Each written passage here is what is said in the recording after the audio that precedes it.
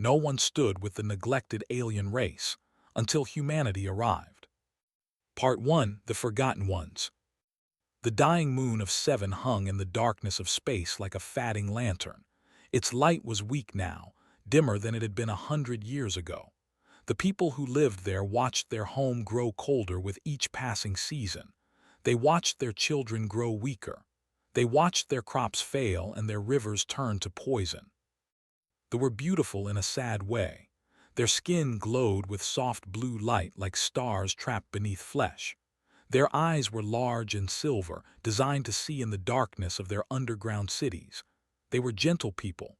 They had no weapons, no armies, no warships. They had only their art, their songs, and their endless hope that someone would save them. Elder Noma stood at the top of the highest tower in the capital city. She was old now, older than any alive. Her glow had faded to almost nothing, just a faint shimmer under her gray skin. She had been sending messages into space for 30 years. 30 years of begging, 30 years of silence. The Galactic Accord had received every single message.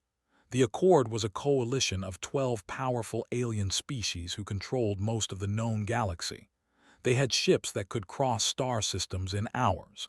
They had technology that could heal any disease, grow food from nothing, and build entire planets from scratch. They had the power to save them with barely any effort. But they did not care. They had nothing to offer. They had no military to join the Accord's wars. They had no rare minerals to mine. They controlled no important trade routes. In the cold mathematics of galactic politics, they were worthless. They were a small, dying species on a small, dying moon, and the great powers of the galaxy had decided long ago that some species simply were not worth saving. Noma had stopped sending messages to the Accord 3 years ago. There was no point. Instead, she began sending messages on frequencies so old that most species had forgotten they existed. Frequencies from the early days of space travel, when civilizations were young and still believed in helping each other. She did not expect anyone to answer. She sent the messages because giving up completely was too painful. She sent them because even false hope was better than no hope at all. On the other side of the galaxy, on a small blue planet called Earth, a young woman named sat alone in a monitoring station. The station was located in the mountains outside Seoul, surrounded by pine trees and morning mist. This job was boring. She spent 12 hours a day listening to static, searching for signals from deep space. Most people thought her job was pointless. Humanity had only recently developed faster-than-light travel. They had met the Galactic Accord 5 years ago, and the meeting had not gone well. The Accord had looked at humanity and seen nothing impressive. Humans were young, primitive, aggressive, and emotional. The reptilian species that dominated the Accord had laughed at human technology. They had humanity membership in the Accord and told them to come back in 1,000 years when they had grown up. The rejection had hurt. Humanity had dreamed of joining a galactic community, of finding friends among the stars. Instead, they had found only cold indifference. Was thinking about this when she heard it, a sound in the static, a pattern, a voice. She sat up straight and began recording. The message was weak, broken, and ancient. It took her 3 hours to clean it up enough to understand. When she finally heard the words, she felt tears forming in her eyes. The message was simple. It said, "We are the of seven. Our world is dying. Our children are dying. We have asked for help from everyone we know. No one has answered. If anyone can hear this, please, we beg you, do not ignore us like the others. We have nothing to offer except our gratitude, but we are alive. We want to stay alive. Please help us." Played the message for her commanding officer, Admiral. He was a hard man with a hard face, from humanity's first disastrous encounter with the Accord. He had been on the ship that they had mocked. He remembered every word they had said, every laugh, every dismissive wave of their clawed hands. He listened to the message without speaking. When it finished, he was quiet for a long time. Sir asked, "What should we do?" Looked at her. His eyes were dark and tired, but something was burning in them, something that had been asleep for a long time. "The Accord ignored them," he said, "just like they ignored us." "Yes, sir. They decided they weren't worth saving. Too small, too weak, too unimportant." "Yes, sir." Stood up and walked to the window. Outside, the sun was rising over the mountains. It painted the sky in shades of gold and pink. Somewhere out there, beyond that sky, a species was dying because no one thought they mattered. "The Accord thinks we're primitive," said. "They think we're children playing with toys we don't understand. Maybe they're right. Maybe we are young. Maybe we are emotional. But I would rather be emotional and do something than be advanced and do nothing." He turned back to Contact Fleet Command. "Tell them to assemble the first contact fleet. 15 ships, full supplies, medical teams, engineers, everything we have." His eyes went wide. "Sir, the Accord warned us not to interfere in their territories. If we go to 7, they might see it as an act of war." "Let them," said. "Someone asked for help, we're going to answer." Within 3 days, the fleet was assembled. 15 ships, carrying 3,000 humans, rose from Earth's surface and disappeared into the stars.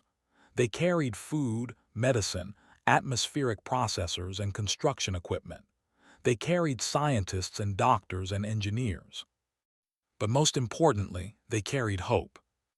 Admiral stood on the bridge of the flagship and watched the stars blur as they entered hyperspace. He did not know what they would find at 7. He did not know if they could actually save the. He did not know if this mission would start a war with the most powerful coalition in the galaxy.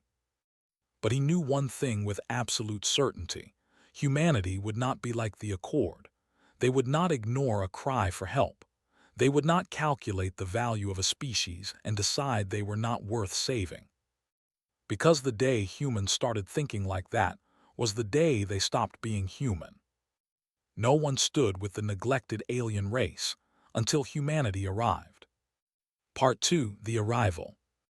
The human fleet dropped out of hyperspace above 7, and for a moment everyone on the bridge of the was silent.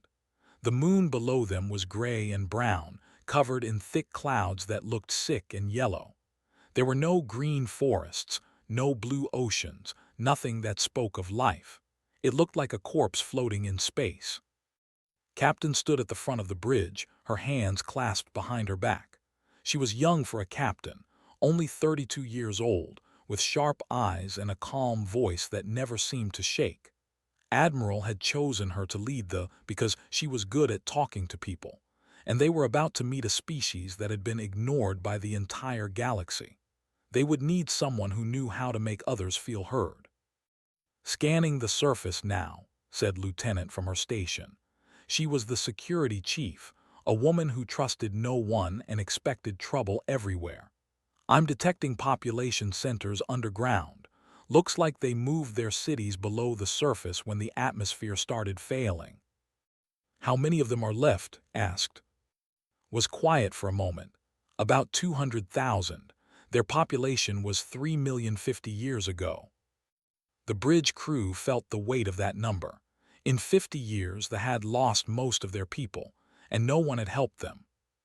"Take us down," ordered, "and broadcast a message on all frequencies. Tell them we're here to help." They descended through the thick yellow clouds. Below, in the largest underground city, they watched their screens with terror. They had detected the ships hours ago. 15 vessels, all of them unknown design. They had weapons. They had shields. They were clearly military. Elder Noma stood in the council chamber, surrounded by the other leaders. They were all afraid. Every species that had ever visited 7 had wanted something from them: land, resources, labor. They had learned long ago that visitors meant danger. "Perhaps we should hide," said one of the younger council members. "Go deeper underground. Wait for them to leave." "We cannot hide forever," Noma said. Her voice was tired. "And we cannot run. Our ship stopped working decades ago. We are trapped here." "Then what do we do?" Before Noma could answer, a message came through their ancient communication system. It was in a language they did not recognize, but their translation devices worked quickly. The voice was female, warm and calm. "People of Seven, this is Captain of the human vessel. We received your message. We came as fast as we could. We bring food, medicine, and equipment to help repair your atmosphere.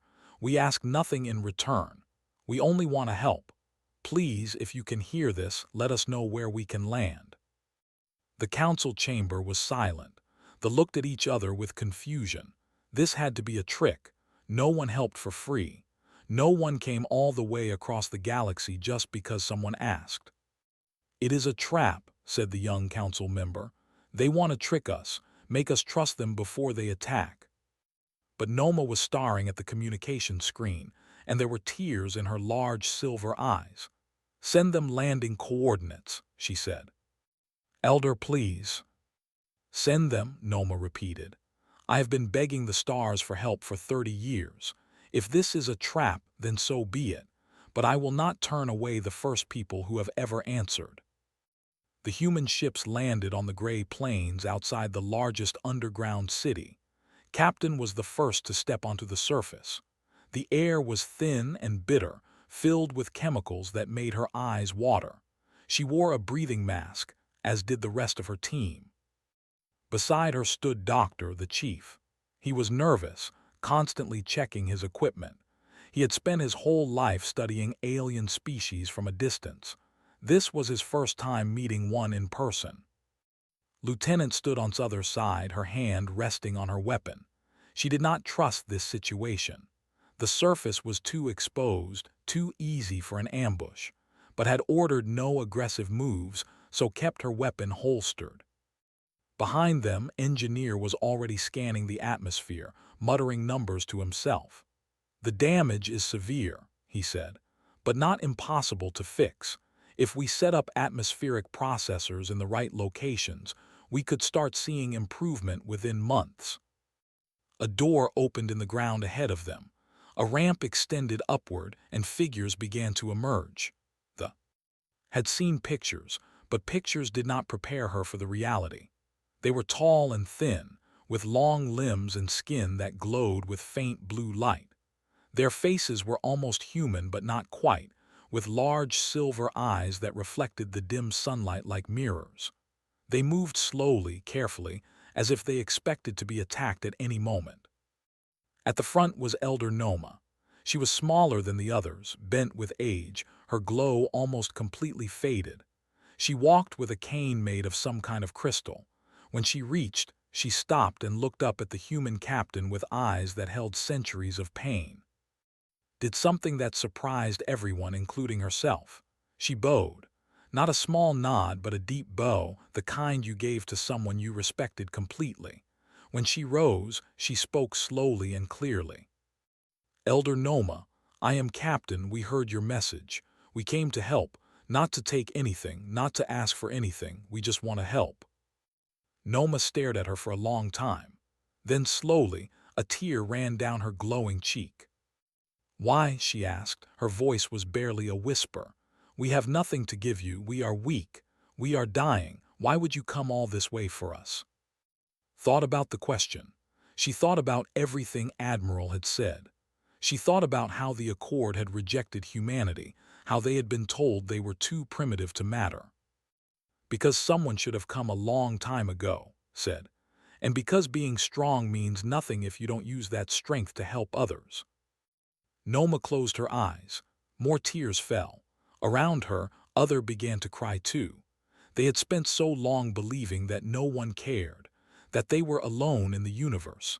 And now, these strange creatures from a planet they had never heard of had crossed the galaxy just to help them. But far away in the gleaming halls of the Galactic Accord, someone was watching. Arbiter, an official with cold yellow eyes and green scales, received the report about human ships entering space. He read it twice, then called his assistant. "Send a warning to Earth," he said. "Tell them that interfering with Accord territories is a violation of galactic law. They have 1 week to withdraw." "And if they don't?" his assistant asked. Smiled, showing rows of sharp teeth. Then we will remove them ourselves." The message reached Admiral 3 days later. He read it on the bridge with Captain standing beside him. When he finished, he was quiet for a moment. Sir asked, "What do we do?" Looked out the window at the gray surface of 7, where human engineers were already building the first atmospheric processor. Then he looked at the workers helping them, their faces full of hope for the first time in decades. "Send a response," he said. "Tell them they asked for help. The Accord refused. We answered. That is not interference. That is compassion, something their Accord seems to have forgotten." He turned to, "We're staying. Whatever happens, we're staying." And far below, Elder Noma heard about the human response. She smiled for the first time in 30 years. No one stood with the neglected alien race until humanity arrived. Part 3: Building Hope. The first month on 7 was chaos in the best possible way. Human ships landed one after another, unloading equipment, supplies, and people. The gray plains that had been empty for decades were now filled with activity. Machines hummed. Voices called out in 2 languages. And slowly, impossibly, things began to change. Engineer worked 18 hours a day. He had always been a quiet man who preferred machines to people, but on 7, he found a purpose that burned inside him like fire. The atmospheric processors were his design, modified from Earth technology to work with biology. Each one was the size of a small building, pulling poison from the air and replacing it with clean oxygen and the special gases that needed to breathe. "We need 12 of them," he told Captain during one of their morning meetings. 12 processors placed at specific points around the moon. It will take 6 months to build them all, but once they're running, the atmosphere will start healing within a year. "A year," repeated. "They have been dying for decades and we can fix it in a year." Nodded. "The technology isn't complicated. The Accord could have done this at any time. They just didn't want to." That truth sat heavy in the air. The Accord had the power to save with barely any effort. They had simply chosen not to. Doctor set up a medical station in the largest underground city. He worked alongside healers, learning their biology and teaching them human medicine. They were surprisingly similar to humans in many ways. They had hearts that pumped blood, lungs that breathed air, and minds that dreamed. But they also had differences that fascinated. Their glowing skin was caused by special cells that produced light when they were healthy. When it was sick or sad, their glow faded. When they were happy, it grew brighter. "The children are the most affected," said a healer named. She was young by standards, only 60 years old, with skin that still glowed a soft blue. "They have never known a healthy atmosphere. Their bodies are weak. Many of them have never glowed at full brightness." Looked at the children in the medical ward. They were thin and pale, their glow barely visible. But they were also curious, watching the human doctors with wide silver eyes. "We brought vitamins," said, "and growth supplements designed for your biology. It will take time, but they can get stronger." Looked at him with an expression he could not read. "Why do you care so much? You do not know us. We are strangers to you." Thought about the question. "On Earth we have a saying, a stranger is just a friend you haven't met yet," he smiled. "Besides, children are children no matter what species they are. They deserve a chance to grow up healthy and happy." His glow brightened slightly. It was, realized, her way of smiling. Sergeant Bora handled logistics. She was a tough woman with a loud voice and no patience for delays. Her job was to make sure supplies got where they needed to go, and she did it with military precision. Every box of food was tracked. Every piece of equipment was accounted for. Every delivery was on time. She met Lum on her 3rd day on the surface. Lum was a young, barely 20 years old, who had been assigned to help the humans navigate the underground cities. He was small and nervous, jumping at loud noises and speaking in a voice so quiet that Bora had to lean close to hear him. "You need to speak up," Bora told him on the first day. "I can't understand you if you whisper." Lum's glow dimmed with embarrassment. "I am sorry, I will try." Over the following weeks, something unexpected happened. Bora and Lum became friends. It started with small things. Lum taught her words, laughing softly when she pronounced them wrong. Bora taught him card games from Earth, slapping the table and cheering when she won. They ate meals together, sharing stories about their homes and their families. "Why did you become a soldier?" Lum asked one evening. Bora shrugged. "I wanted to protect people. That's what soldiers do." "Our people do not have soldiers," Lum said. "We never learned to fight. That is why no one respects us." "Fighting isn't about respect," Bora said. "Fighting is what you do when you have no other choice. Respect comes from how you treat others. And your people. You've survived for decades on a dying world without giving up hope. That takes more strength than any army." Lum's glow brightened so much that Bora had to look away. Captain spent her evenings with Elder Noma. They would sit in Noma's chambers, surrounded by art and ancient books, talking for hours. Learned about history, about their golden age when they were artists and poets and philosophers. She learned about the who had discovered 300 years ago and realized the moon held valuable crystals beneath its surface. "They could not take our land while we lived on it," Noma explained. "Galactic law says that inhabited worlds cannot be claimed by other species, so they decided to wait. They knew our atmosphere was failing. They knew we would die. All they had to do was nothing, and eventually our world would belong to them." "That's monstrous," said. "That is politics," Noma replied sadly. "We were too small to matter, too weak to fight. We were nothing but an obstacle to be removed." Recorded everything. She sent the evidence back to Earth, where news networks broadcast the truth about the humans across the planet. Watched the story unfold. They saw the dying children. They saw the poisoned air. They saw the cold calculations of the Accord, and they were furious. Messages of support poured in from Earth. Ordinary people donated money, supplies, and equipment. Scientists volunteered to help. The mission to Seven became a symbol of everything humanity believed in: compassion, courage, the refusal to look away from suffering. But the Galactic Accord was watching too. Arbiter received daily reports about the human activities on Seven. He saw the atmospheric processors going up. He saw the growing stronger. He saw other neglected species across the galaxy starting to ask questions. If the humans could help why couldn't the Accord? If one small species could be saved, what about the others? The carefully built hierarchy of the Accord was starting to shake. Species that had been silent for centuries were suddenly finding their voices, and it was all because of the humans. Called an emergency meeting of the Accord Council. "The humans are undermining our authority," he said. "They are making us look weak. They are inspiring rebellion among the lesser species." "Then we must stop them," said another council member. Nodded slowly. "I have already sent a warning. They ignored it. Now we have no choice." He pressed a button on his console. "I am authorizing a military response. 40 warships. We will remove the humans from Seven by force." Back on the dying moon, the humans had no idea what was coming.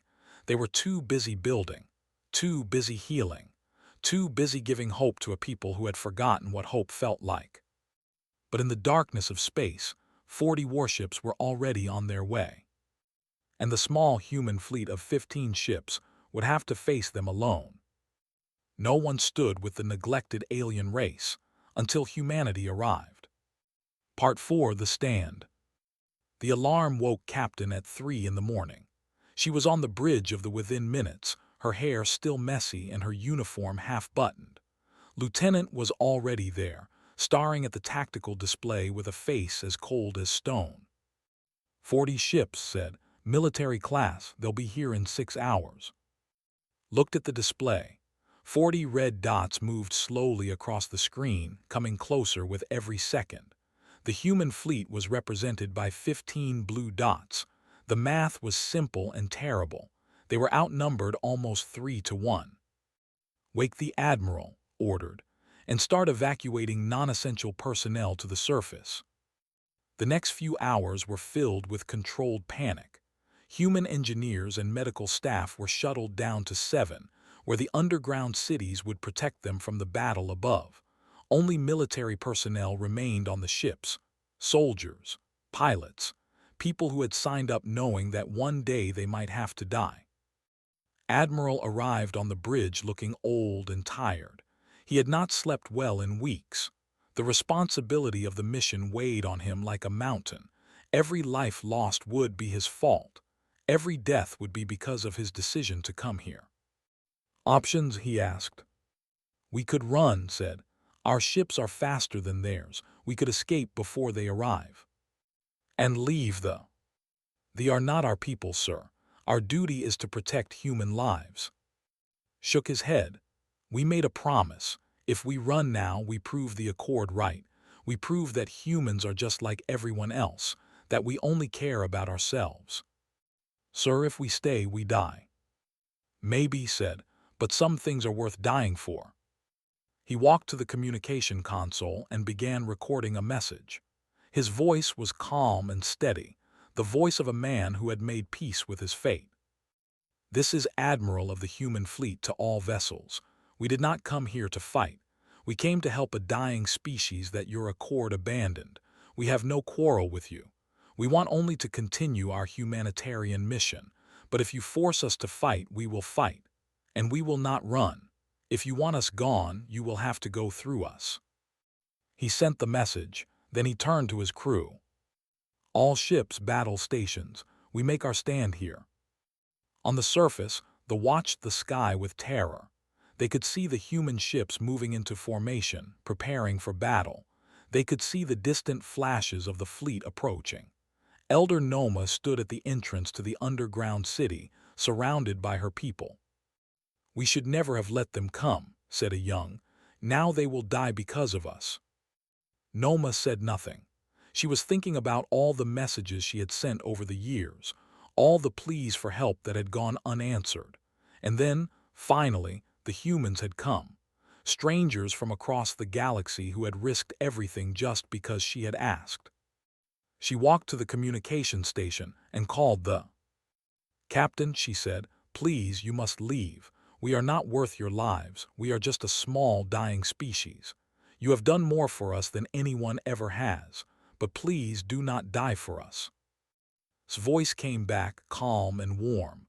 "Elder Noma, I appreciate your concern, but we made a promise. Humans don't break promises. Whatever happens today, we stand with you." Noma closed her eyes as tears ran down her face. The fleet arrived exactly on schedule. 40 warships dropped out of hyperspace, surrounding the small human fleet like wolves around a wounded deer. The largest ship, a massive battle cruiser, moved to the front. Arbiter's face appeared on every screen. "Human vessels," he said, "this is your final warning. Withdraw immediately or be destroyed." Admiral responded from "They asked for help, you refused, we answered. We will not abandon them." His yellow eyes narrowed. "Then you have chosen death. All ships attack." The battle began. The first wave of fighters screamed toward the human fleet. Lieutenant coordinated the defense, her voice sharp and fast as she directed each ship's movements.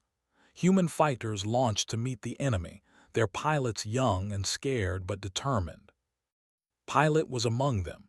He was barely 25 years old, a farm boy from the Korean countryside who had joined the Space Force because he wanted to see the stars. Now he was weaving between enemy ships, firing his weapons and dodging return fire.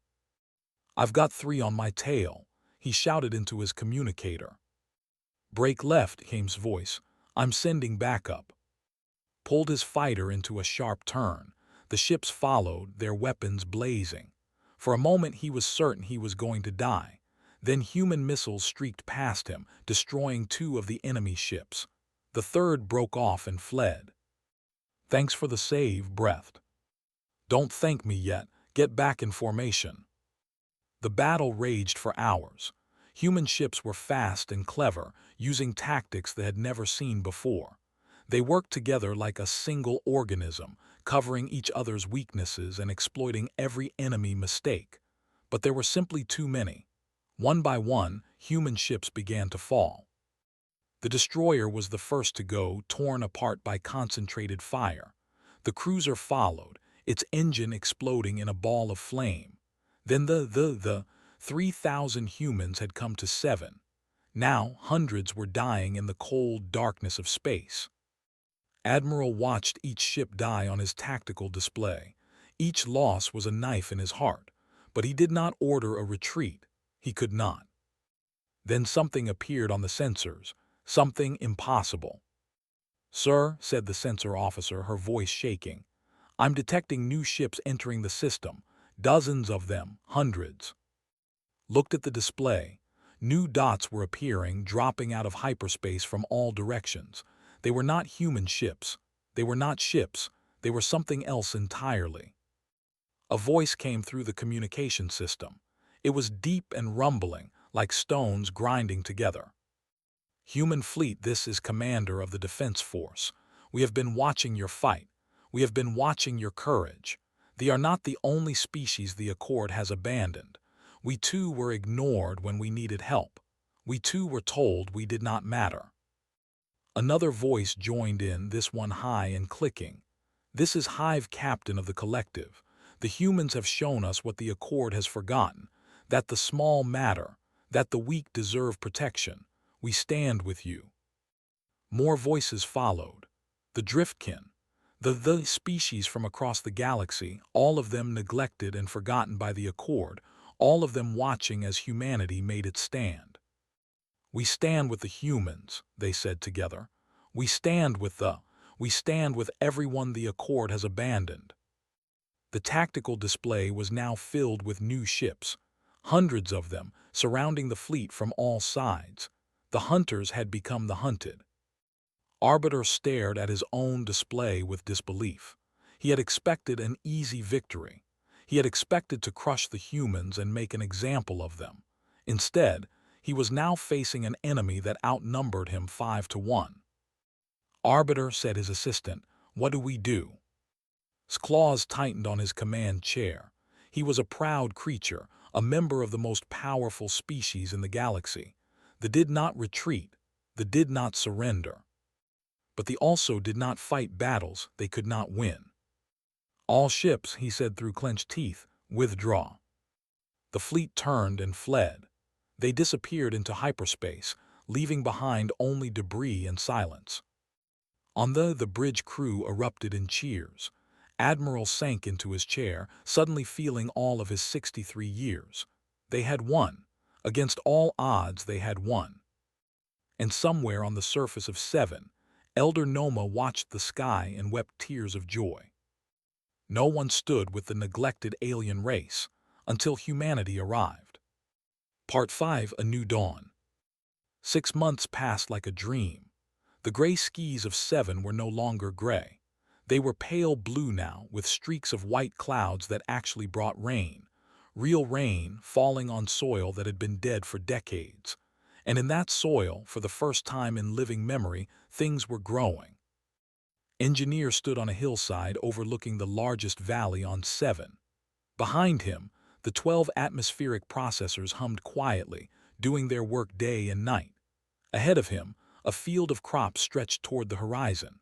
The plants were crops with purple leaves and silver stems, but human farming techniques had helped them grow faster and stronger than ever before.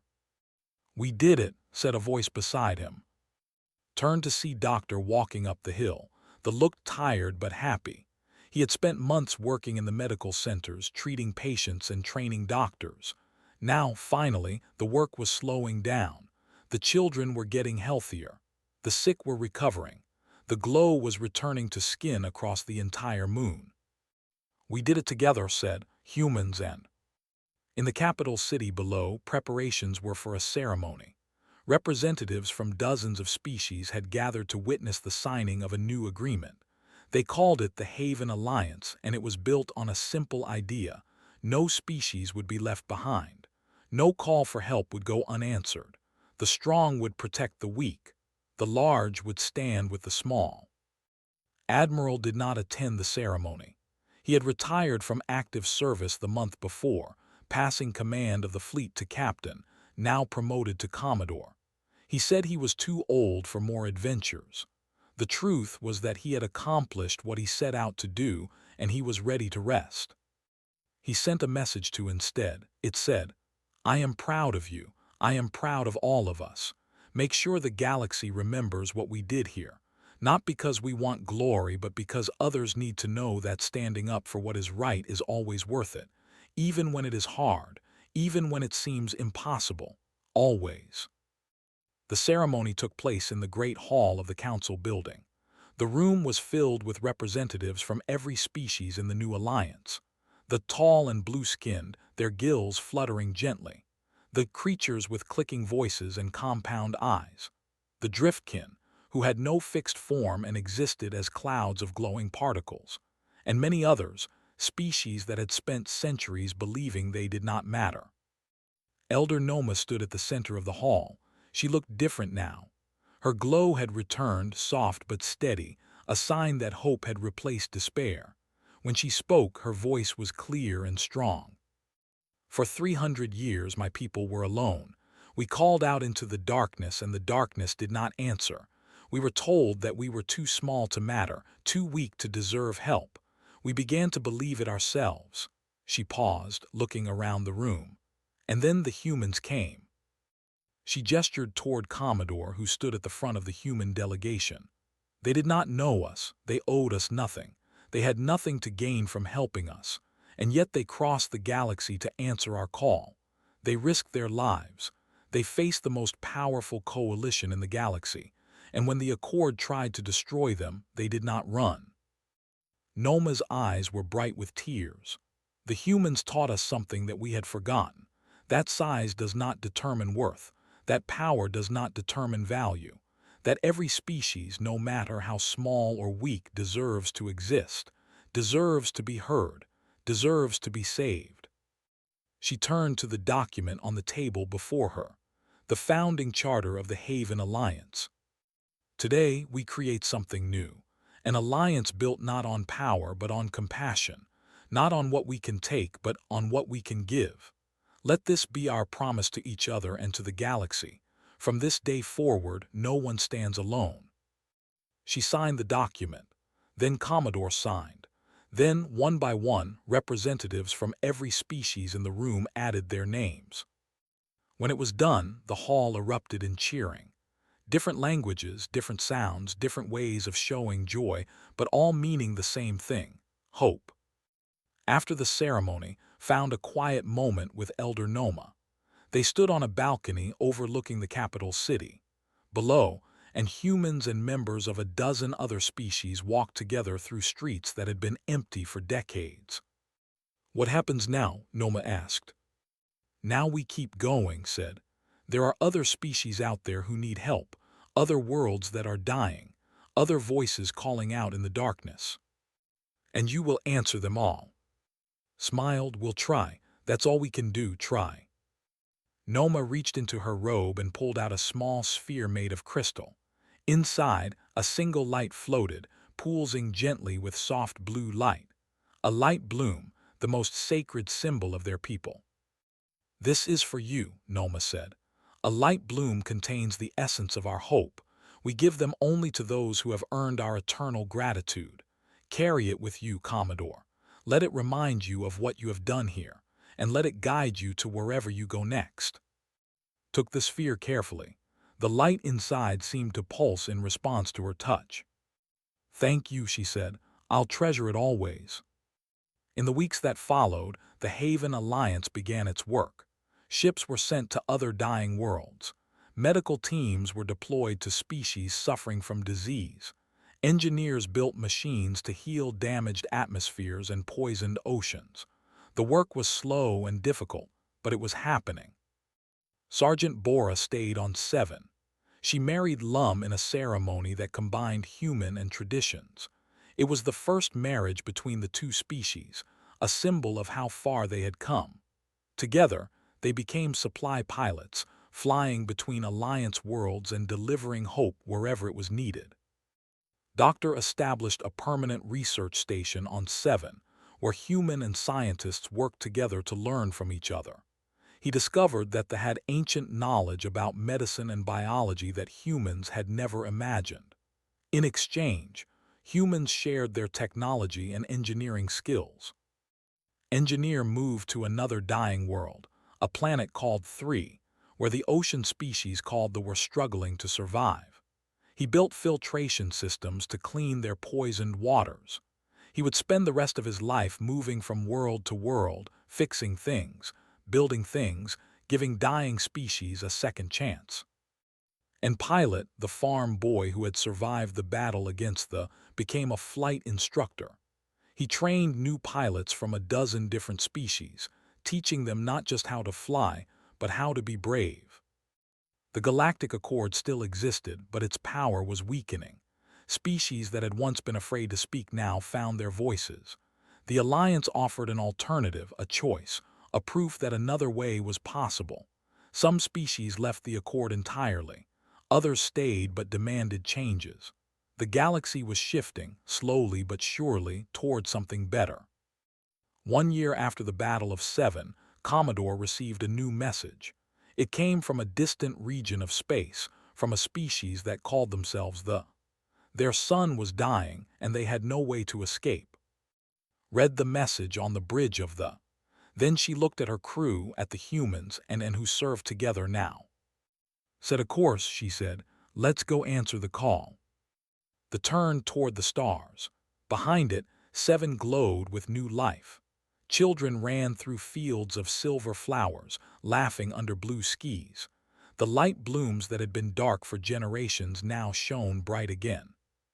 And somewhere in the vast darkness of space, they looked up and saw hope approaching. Because that was what humans did. They answered the call, they stood with the forgotten, they refused to look away. And in a galaxy that had forgotten how to care, that made all the difference.